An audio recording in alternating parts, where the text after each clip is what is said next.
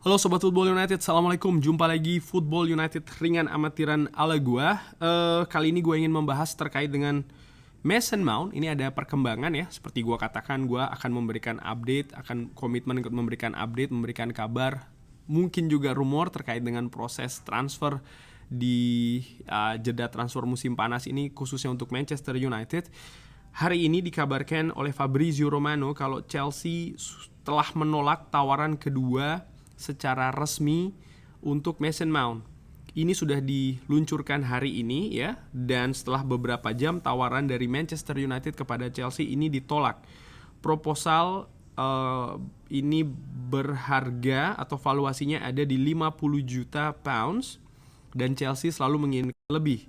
Manchester United tidak akan membayar angka-angka gila ya, artinya terlalu tinggi, tapi pembicaraan terus berlanjut. Oke, ada artikelnya juga di The Athletic, akan gue artikan, nanti akan kita bahas ya secara ringan amatiran. Manchester United telah mengajukan tawaran yang lebih baik ya daripada tawaran sebelumnya, senilai 50 juta pounds untuk gelandang Chelsea Mason Mount. Sebelumnya kan angkanya di sekitar 40 juta, sekarang 50 juta. Tawaran baru Manchester United ini dari biaya dasar 45 juta ditambah 5 juta pound sebagai add-ons. Tapi Chelsea telah membalas dan meminta bayaran 60 juta plus 5 juta add-ons sebagai tambahannya, berarti total sekitar 65 juta. Ini berarti ada selisih 60 juta. Kesepakatan semakin dekat tetapi belum ada. Ini merupakan kalimat penting menurut gue, kesepakatan semakin dekat tapi belum ada. Mason Mount memiliki 1 tahun tersisa untuk menjalankan kontraknya di Stamford Bridge, tetapi pembicaraan untuk memperpanjang masa tinggalnya sejauh ini gagal menghasilkan kesimpulan yang positif antara Mason Mount dan juga Chelsea. Chelsea sangat ingin memenuhi keinginan pemain internasional Inggris itu, artinya pindah ya, dan Manchester United tidak akan terus meningkatkan tawaran mereka. Jadi Manchester United sekali lagi punya batasan dan mereka tetap terus akan berusaha, mereka tidak akan stop dulu. Kenapa?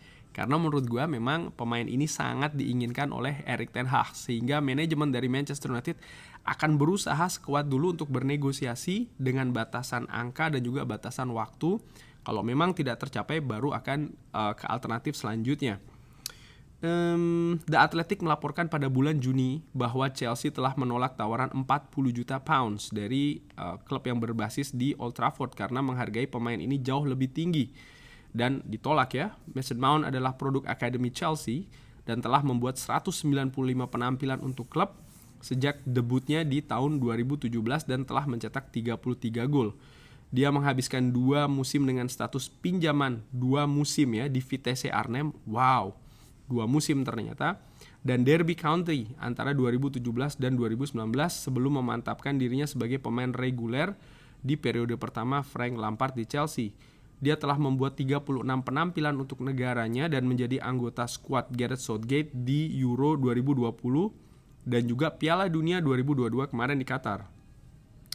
Mason Mount ini memiliki masalah di cedera panggul menjelang akhir musim 2022 dan 2023 dan melewatkan hasil imbang di hari terakhir Chelsea menghadapi Newcastle.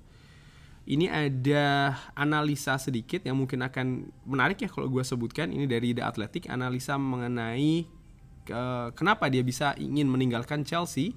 Ini adalah pertanyaan yang rumit. Mason Mount telah dibayar rendah secara signifikan untuk bagian terbaik dari 3 tahun, tetapi dia menjadi salah satu anggota tim skuad Chelsea dengan bayaran yang rendah, artinya gajinya berpenghasilan kurang dari 100.000 pounds per pekan dengan kontrak 5 tahun yang ditandatangani sejak awal 2019-2020. Sejak itu dia sebenarnya memiliki peran kunci ya di kemenangan Chelsea, contohnya di Liga Champions tahun 2021, dan juga membuktikan dirinya sebagai pemain reguler di tim nasional Inggris dan bahkan 2 kali terpilih sebagai pemain terbaik Chelsea tahun ini. Wow, ini luar biasa ternyata Mason Mount yang banyak dipertanyakan ya kan, kenapa kok Erik ten Hag menginginkan Mason Mount dan segala macam. Ternyata terjawab, dia merupakan pemain kunci, pemain langganan tim nasional dan juga memenangkan 2 kali pemain terbaik Chelsea tahun ini. Sejak pengambilan Todd Boehly tidak dapat mengikat Mason Mount di kontrak baru dan gejolak terus menerus terjadi dan akhirnya Mason Mount menimbang masa depannya di Chelsea. Ada analisis juga oleh Karl Anka apakah dia cocok di Manchester United. Dikatakan tentu saja keputusan ini memiliki potensi, tetapi mungkin bukan akan terjadi ya. Artinya mungkin adaptasinya tidak akan mulus-mulus. Langkah yang paling jelas adalah bagaimana Mason Mount dikabarkan akan menggantikan peran dari Christian Eriksen di sebelah Casemiro. Artinya tetap 4-2-3-1. Mason Mount dapat memberikan passing progresif yang sama bagusnya, lalu juga bola-bola mati yang bagus, lalu juga bagaimana akan memiliki kontribusi ke pertahanan ketika Manchester United ini kehilangan bola. Ini dinilai lebih bagus daripada Christian Eriksen.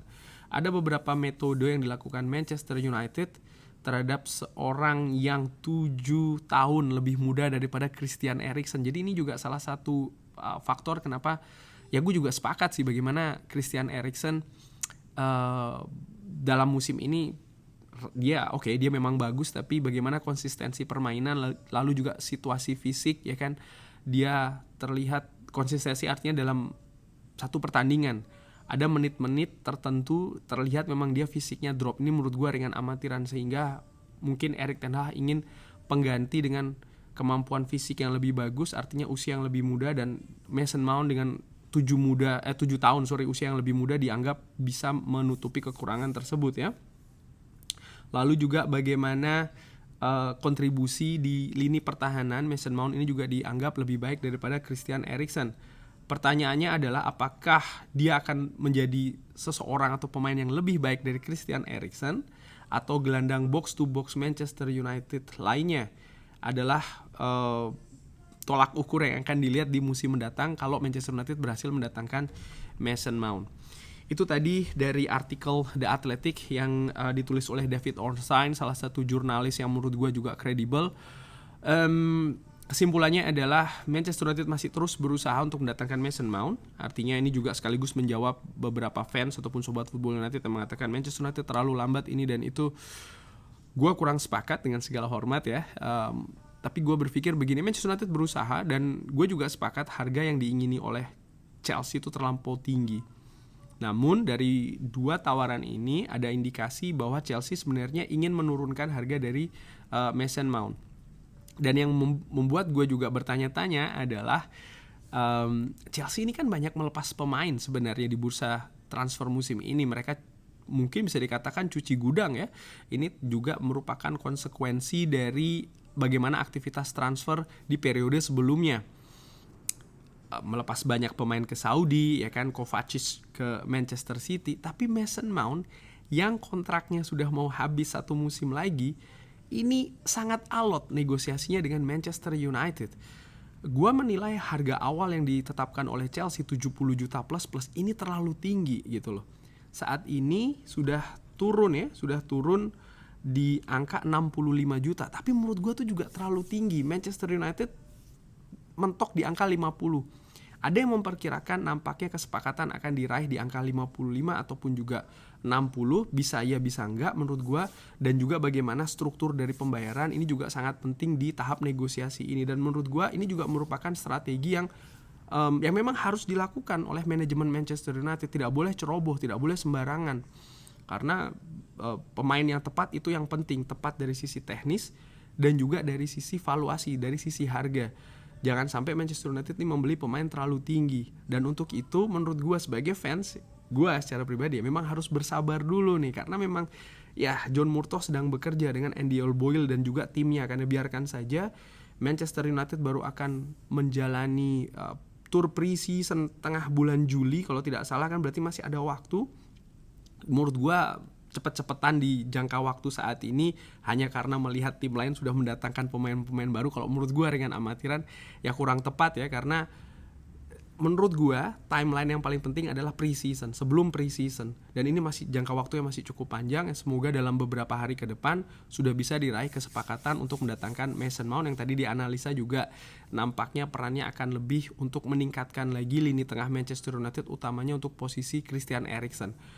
Menurut gue ringan amatiran sebenarnya dari musim lalu ya, didatangkannya Christian Eriksen ini memang bukan sebagai pemain inti, karena Frenkie de Jong kan itu sebenarnya yang diincar dari awal. Cuman gue menilai tadinya Christian Eriksen ini sebagai backup, sebagai rotasi dari lini tengah lainnya, termasuk juga Frenkie de Jong. Cuman karena tidak datang Frenkie de Jong, maka peran tersebut diberikan ke Christian Eriksen yang menurut gue kalau melihat perjalanan musim lalu, ya kan, Manchester United menempatkan Christian Eriksen ini kan juga sebagai dalam tanda kutip improvisasi, posisi pivot, ya kan.